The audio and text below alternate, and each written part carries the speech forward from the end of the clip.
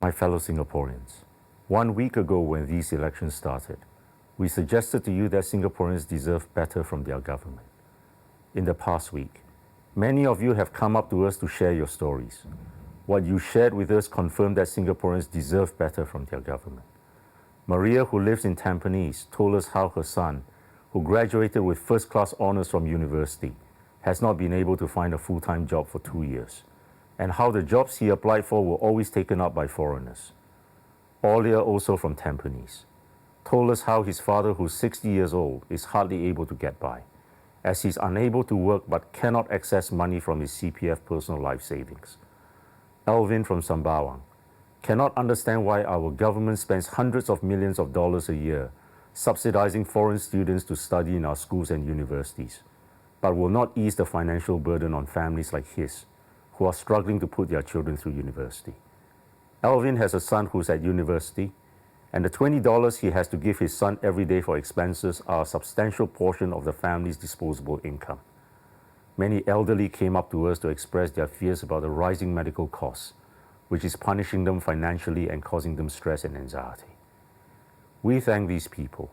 Not long ago, people would have been afraid to express their opinion, but times are changing and for the better. Their stories show how our opponents are failing to discharge the most solemn duty of government, which is to take care of its own people. This country does not have to be on this course they have steered us on. Our people do not have to elect members of parliament who do not treat them fairly and who do not speak up against bad policies. If you believe that our intelligent, hardworking people are the equal of any talent in the world, if you believe that our people should have priority over a foreigner for a Singapore job, if you believe that our immigration policy is wrong and that your quality and standard of living will decline with a 7 million population, if you believe that you are being punished by the relentless rising cost of living and are having to work longer hours and bringing home less for housing, medical, and other costs, if you believe you are the forgotten middle class, if you believe that your CPF personal life savings are your own money and the government should honor its promise to return them to you at 55, if you believe that your elected representatives should put our own people first and that government should be on your side, then may we suggest that when you vote tomorrow, you vote for the NSP, because we believe in those ideas too. We shall fight for you in Parliament for those ideas which are important to you. I personally will be the voice to champion all of these issues. You are not powerless. You are in control.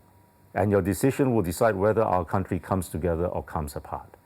Whether our young will have a better future than their parents, or whether they will be the first generation of Singaporeans to have a lesser future. We ask you to exercise your great moral responsibility to change the course of this country and to restore the spirit of our people. Vote for the NSP because Singaporeans deserve better. Thank you and good night.